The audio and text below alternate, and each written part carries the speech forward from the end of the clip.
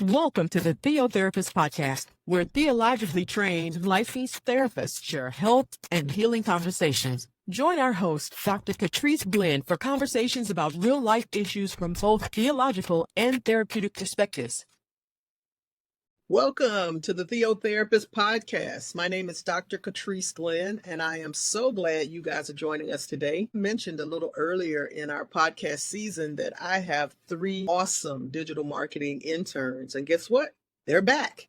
We are back for our second installment of the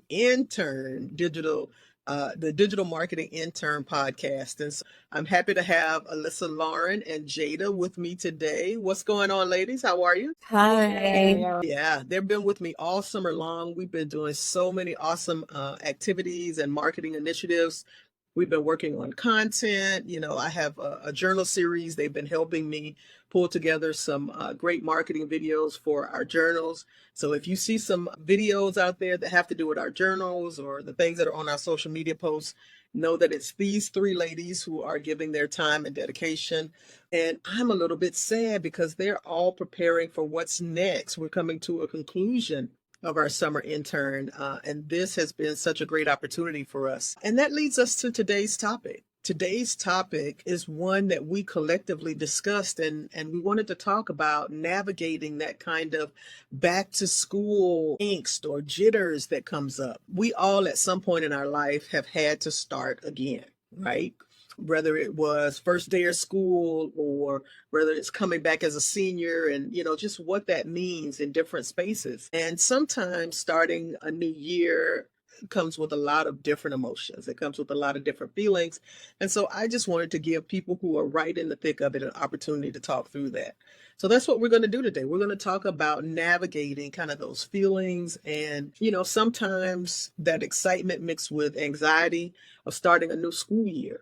School year starts here in another week or two, believe it or not, for most people. And so here we are trying to figure out, how do I navigate this change that's on the forefront?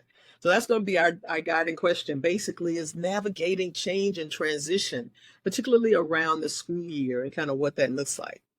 But I'm going to start off by saying, I have over 25 years of working with youth and getting them ready for first days of school, and being a youth pastor to many youth, I have an opportunity to see them kind of get excited about whatever that next landmark is. It might be they finally are a freshman, or it might mean 8th grade year where they're at the top of the food chain for middle school. It might be new kicks, it might be the fact that they were able to go to the Nike outlet. It could be a whole lot of different things that are kind of getting kicked up for them. But what stands out the most for me is recognizing that every time you're about to start a new transition, you're about to start a new change in your life, there are these emotions and these feelings that come up. And sometimes no one else can understand but you what that means for you. I'm curious, for all of our professionals who are on this podcast with me, what was it like for you, like first day of school? Is there a memorable first day of school that stands out for you? Personally, the most memorable time that I had when starting school was probably my 6th grade year, which is the beginning of middle school. I had actually entered into a private institution, so it was a lot to process and get used to. Oh, wow. What made it so much to get used to? What was the hard part of getting used to something in that environment? Well, the institution that I was at the time was integrated with high school as well. So not only was I dealing with people in my age group, but I was also dealing with people who were older. So it was definitely a new experience overall. Oh, wow. I can imagine that. I haven't had a lot of experiences where they had large age gaps in one room or like one school. I kind of did the traditional elementary school, middle school, high school, and then of course you're going off to college. But I can imagine if I were a poor little elementary school student and you had some high schoolers roaming around, that'd be a whole different kind of experience for me. I'm not sure that I would appreciate that, depending on how kind the high schoolers were. Yeah, definitely. How about you other two? Yeah. I definitely feel like my most memorable moment was probably my senior year of high school, first day of school, because I feel like every senior, well, most are like so excited to finally be seniors and be top of the chain in all of the K through 12 schools. So yeah, That was such a fun time for Yeah, me. it's something about being at the top of the food chain, whether it's sixth grade for elementary school or eighth grade for middle school or definitely senior for high school. There's something about being able to say, hey, I know I have this. I'm confident. I'm at the top of the heap. Everybody's got to look up to me or at least move out my way because I'm at the top of the food chain. Jada, what about you? Is there a memorable first day of school that comes to mind for you? Mine was, I would say, like freshman year, starting high school. For me, it was a fresh start. When I left middle school, it wasn't the best time for me. I really only left with one friend. So I was excited for the fresh start and to find out something new about myself and know what I can get involved with. Yeah, and I'll tell a little bit, kind of about my story. First of all, I'm the kid that loves school. Not necessarily because I loved academics, but I'm like an extreme extrovert on the inside. So that just meant I had like hundreds of people that I could hang out with all day long. For me, ninth grade, there was something about going to high school that just, you couldn't tell me I was not the person. Going to high school meant I'm grown now. In my mind, that was grown. You couldn't get any growner than high school from where my standpoint was. And so I was so geeked up for ninth grade. I actually walked to take high school pictures that day. I walked to school. I was so geeked up. I was like really ready to be a high school student. I don't know what difference it made from eighth grade to ninth grade, but in my mind, you could tell me nothing. I'm in high school now. I was just at the top of the food chain in my mind as a ninth grader. Keep in mind, I was not a cool ninth grader, but in my mind, I was in high school. That's all I needed. I just needed to be in high school. I can work it from here. If you can get me to high school, I can work it from here. And I think about so many of the kids that I get a chance to encounter, different landmarks affect different students differently, right?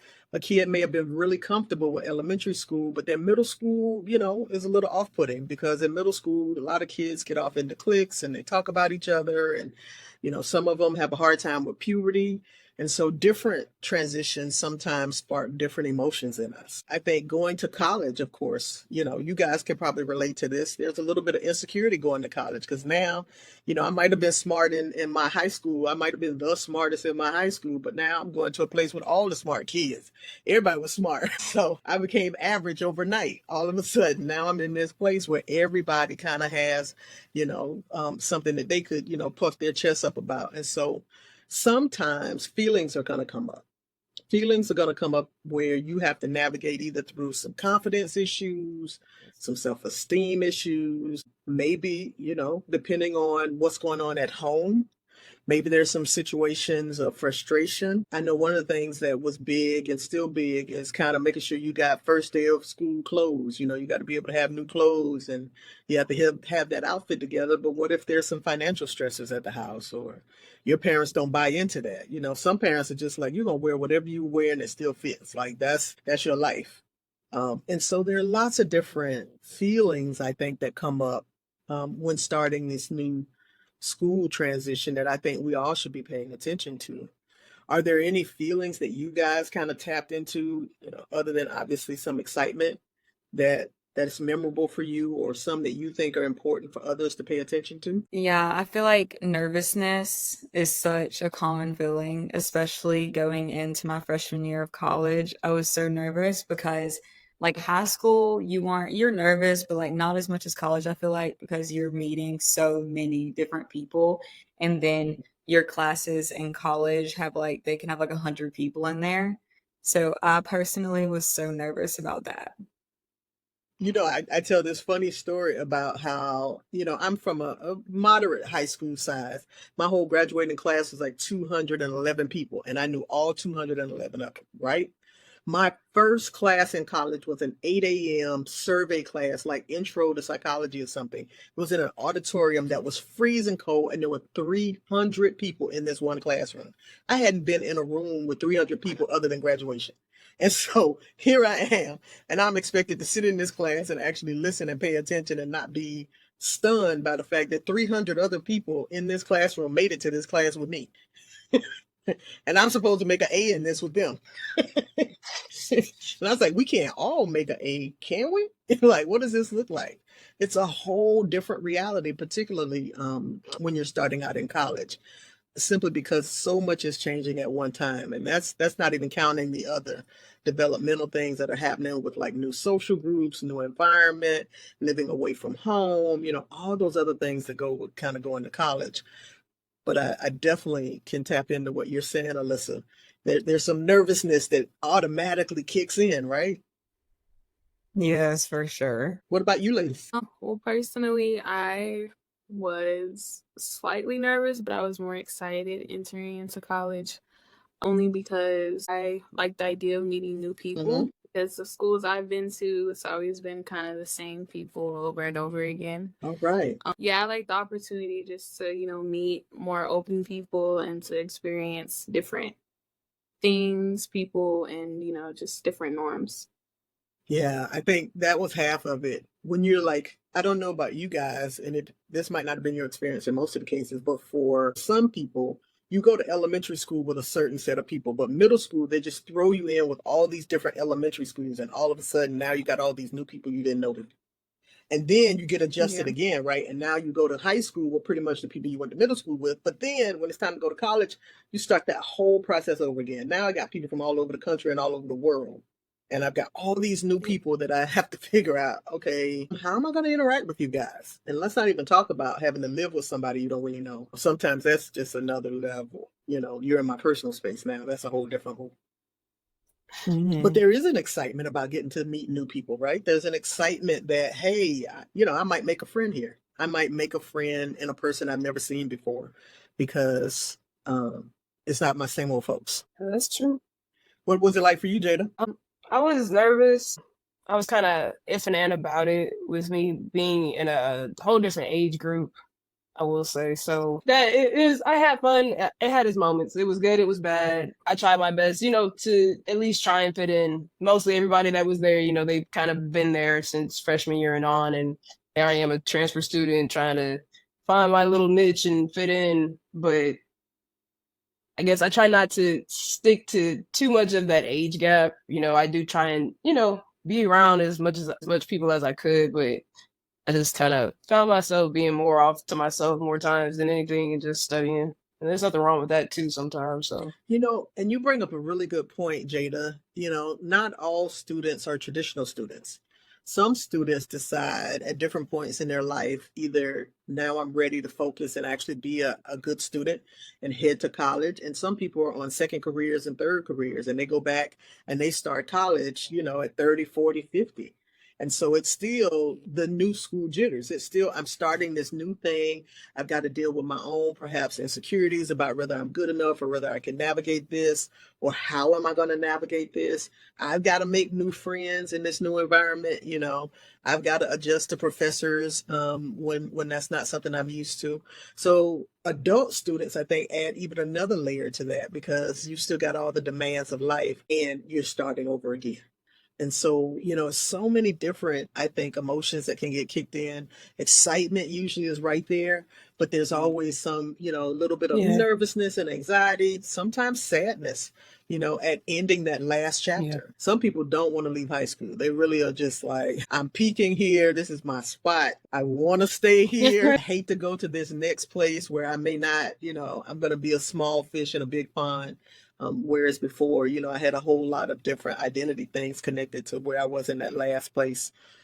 Some people are frustrated. Some people are fearful of, fear of failure, fear of success, lots of different things kick in a change and a transition. But it's just important to be aware of what's going on and to do something with it, some positive way to cope with it rather than try to run from it. When you think about coping with change and transition, how did you cope if things just didn't feel, totally comfortable in the beginning? How did you cope with like the change and transition from one thing to the next or into the new school year? So my transition went from I was in that peak of COVID for me. So really it was around the time of when things were starting to let up a little bit more, and it was like we were finding a cure at that time, around that time. So, and then I was coming out of my apartment too.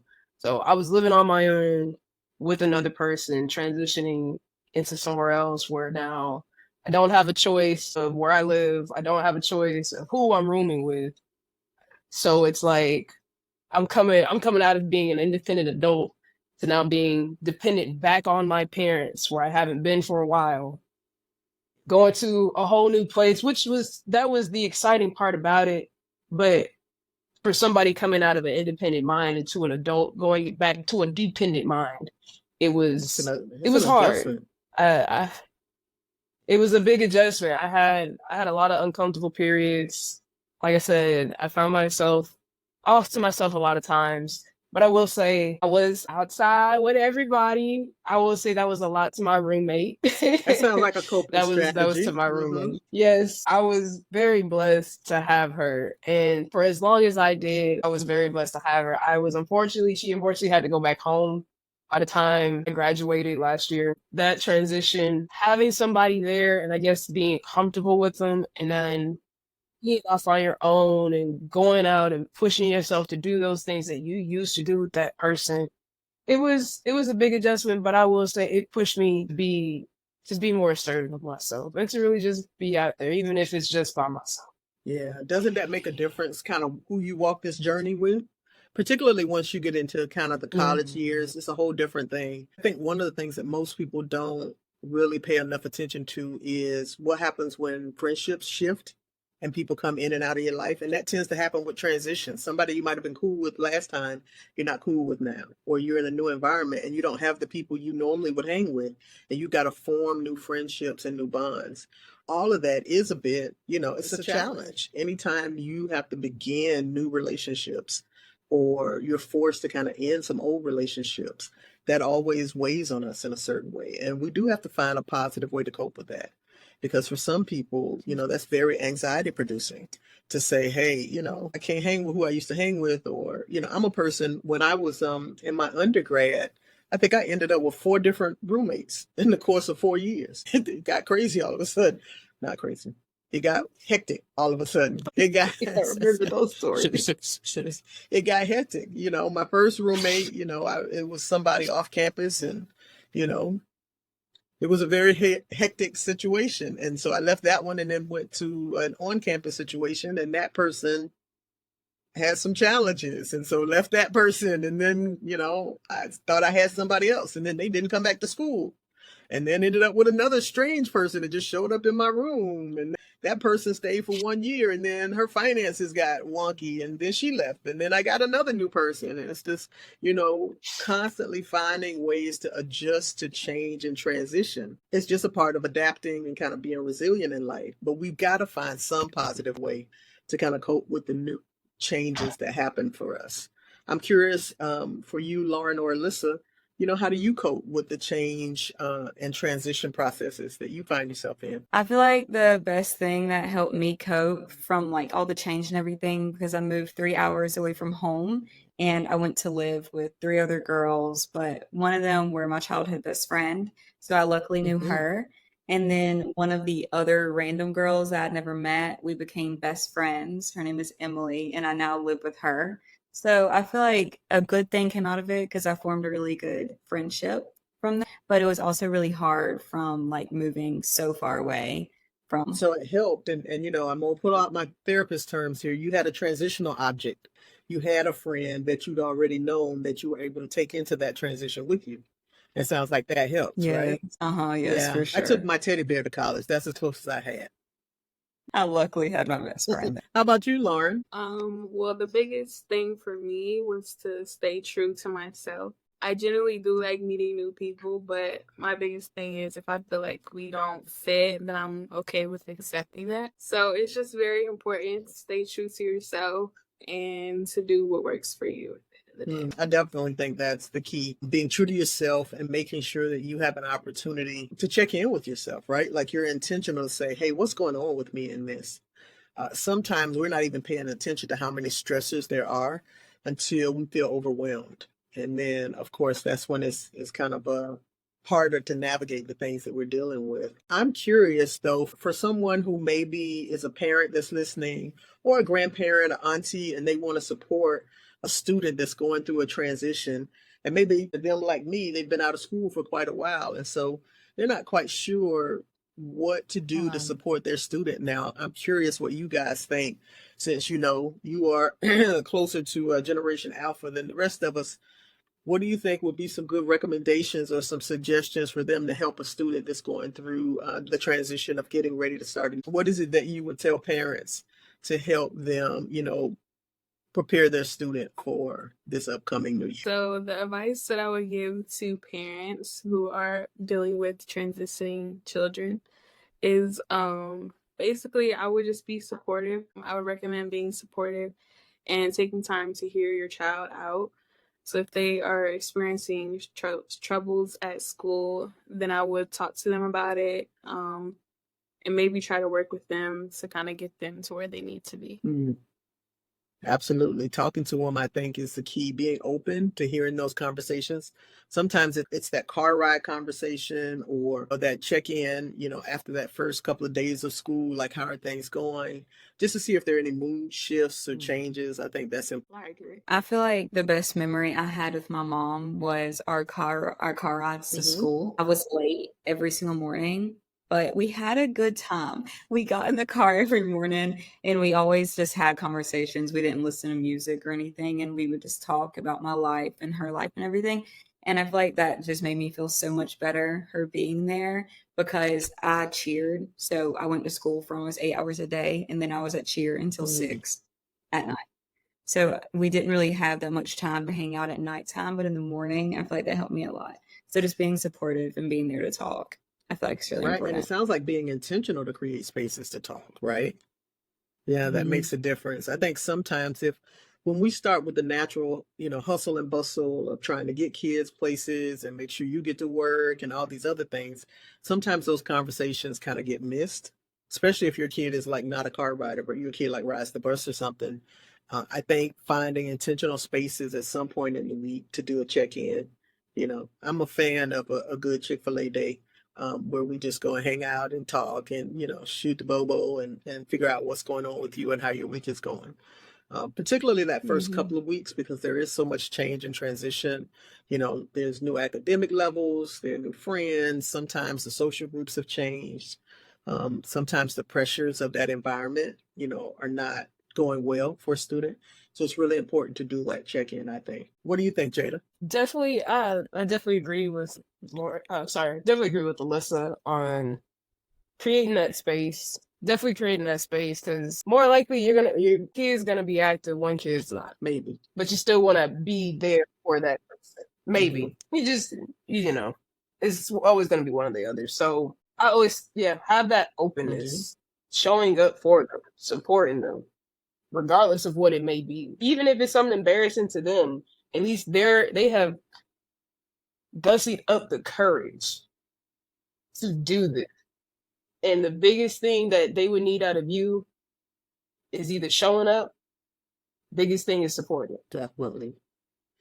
I think one of the things that I found in working a lot with parents who have what I call super busy kids, they're not just busy kids, they're super busy kids. These are the kids that have like a resume in the 9th grade because they're active in lots of things, because this is the generation where they've got a sport and an academic and an extracurricular and the academic bowls and all the other things. And the pressures of that sometimes are overwhelming. And at the beginning of a school year where some kids might have excitement, some other kids start feeling pressure from day one that I've got to get all these things together. I've got to do these things or there's something wrong with me.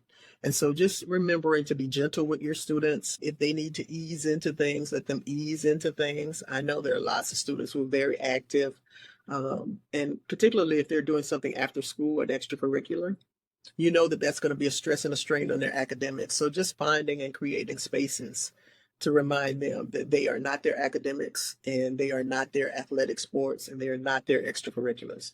Those are just things they do and things they can do, but that's not who they are. I think so many kids face the pressure of feeling like failures if they don't think they're as successful as someone else in something they participate in.